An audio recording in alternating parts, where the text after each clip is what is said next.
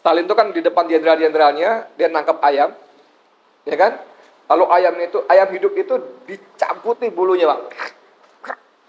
Kayak apa itu sakit itu? Sadis itu. Penyiksaan itu. Lalu ayam yang terkeok-keok itu dilepaskan. Lalu si Stalin ngambil remah-remah roti, Bang. Apa yang terjadi? Diawurin, itu ayam yang baru saja disakiti masih nyamperin dia untuk mencari remah-remah roti. Jadi kelas ayam betul ya? Jadi, kira-kira gitu. Lalu si Stalin mengajarkan kepada para jenderalnya, inilah rakyat, kamu sakiti kayak apa, kamu tindas kayak apa, asal kamu kasih remah-remah, mereka masih datang.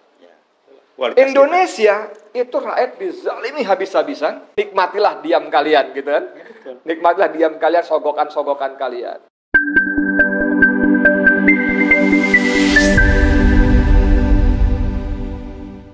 Jadi saudara sekalian, ini kita ada di tempat kantor law firm-nya Bang Egy Sujana ya. Egy Sujana and Partners, Advocates and Counselor at Law. Yang insya Allah on terus. On terus ya. Ini jadi markas perjuangan kita sekarang. Karena kita tadi para YouTuber ini YouTuber duafa, jadi nggak punya tempat berteduh. Selasa. Jadi insya Allah tiap Selasa kita dikasih tempat sama Bang Egy di sini untuk cuap-cuap, untuk memberikan edukasi. Wow, gaya bener ya. Edukasi kepada masyarakat bahwa Indonesia bukan cuma sedang tidak baik-baik saja, tapi Indonesia meluncur menuju kehancuran. Kalau kita orang-orang baik, ya orang-orang baik ya, orang-orang soleh diam saja, maka kemungkaran kezaliman akan terus berkobar-kobar. Betul nggak? Betul ya. Oke, saudara sekalian, tadi ada beberapa tema. Saya ingin sedikit nyimpang sedikit ya. Ini bisikan dari Arif, teman-teman bilang komandan jihad ya. Ini soal Kaisang ini menarik, Bang. Ya silakan. Ya, soal Kaisang ini kan dia namanya Kaisang Pangarep. Sekarang dia lagi betul-betul ngarep maju di Pilkada DKI. Ini ngarep banget dia. Dan gayanya udah kayak keren, Bang. Siap disandingkan dengan Anies. Siap disandingkan dengan Emil, Ridwan Kamil. Emang tapi iya? Dia jawab katanya Agustus ya? Emang iya gitu loh. Maksud saya, Emilnya mau nggak kira-kira? Kalau dia bukan anaknya Jokowi, begitu nggak ya? Tanggal 20, nah ini dia. Maka sampai di sini Bang menarik Bang, karena dulu kan sempat mau Jokowi, pilkada itu ditunda sampai November. Ya, dengan pertimbangan selama dia jadi presiden dia bisa dejavu, bisa mengulang kelakuan dia waktu abangnya si Kaisang. Iya. Pilkadanya November, kan dia selesainya Oktober. Pilkadanya September. Nah, jadi dia masih berkuasa. Jadi majuin, salah ngomong. Thank you, Bang. Top. Ini emang abang kita on terus. Kalau listrik saklar ada on off, dia on terus. Nah, ini menarik nih. Makanya pertanyaan Bang Tede menjadi sangat relevan. Begitu bapaknya sudah selesai, apakah orang masih akan datang nyembah-nyembah kepada Kaisang? Seperti yang dilakukan oleh Julhas misalnya. Sorry banget ya Julhas ya, saya sama sekali nggak respect sama manusia satu ini, Bang. Saya bukan cuma nggak respect, ada yang lebih rendah dari itu nggak? Udah penjilatnya Pol gitu ya. Itu. Airlangga juga gitu. Anda bisa bayangkan nggak, Golkar itu 32 tahun partai berkuasa dan sangat powerful dan besar. Iya, besar sekali, Bang. Sangat powerful. Tolong tanya dapat duit berapa? Nah itu tapi begitu sekarang ini mendelosor, orang Jawa bilang mendelosor. Siapa orang Jawa di sini? Merendah sampai mendelosor itu, Bang, kalau bahasa Jawa itu artinya posisi dada dengan lantai sama, menyentuh lantai. Jadi kayak ular lah ya. Melata kayak melata. Nah, gitu loh. Anda bisa bayangkan perusahaan lagi, partai yang begitu dahsyat besar berkuasa di hadapan Jokowi dan anaknya mendelosor. Kalau dalam Islam kita kan ada di Bogor ada mie glosor enak. Kapan-kapan utang lo traktir lo. Mie glosor enak sekali.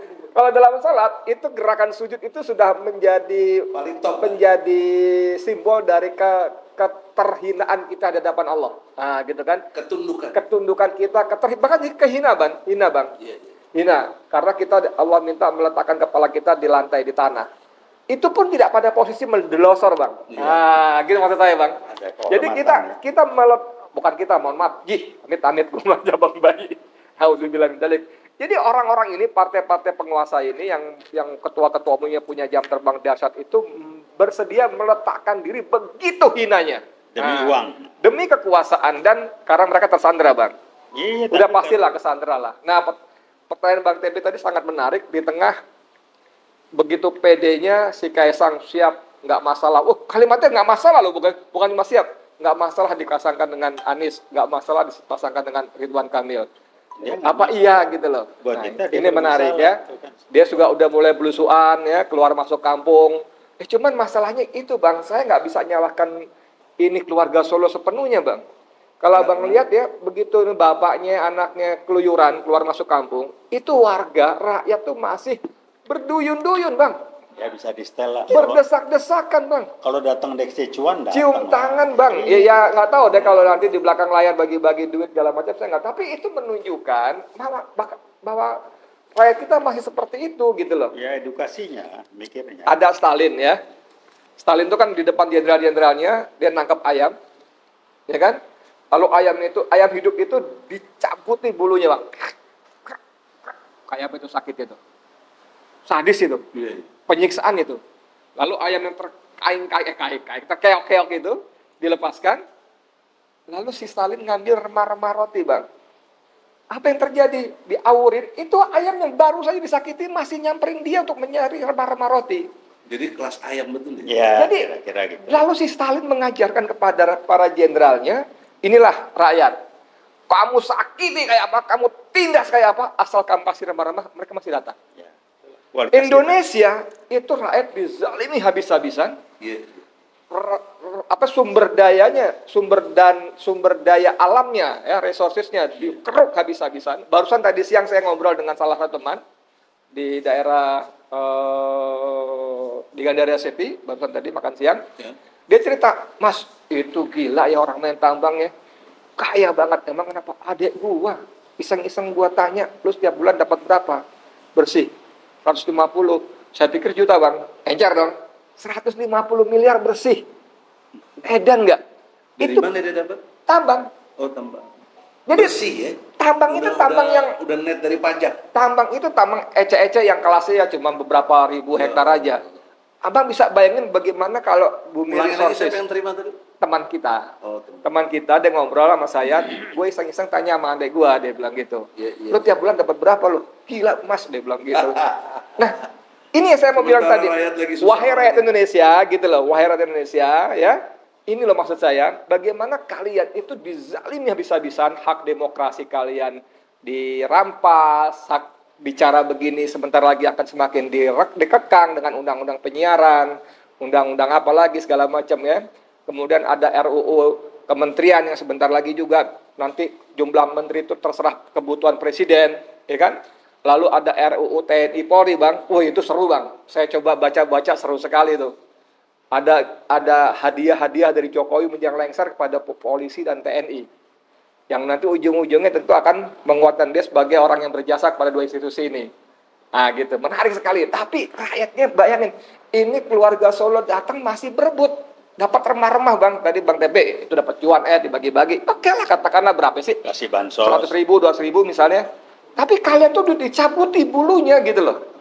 Nah ini maksud saya nggak tahu bagaimana caranya menyadarkan rakyat kita supaya bangkit, kalian itu tertindas gitu loh.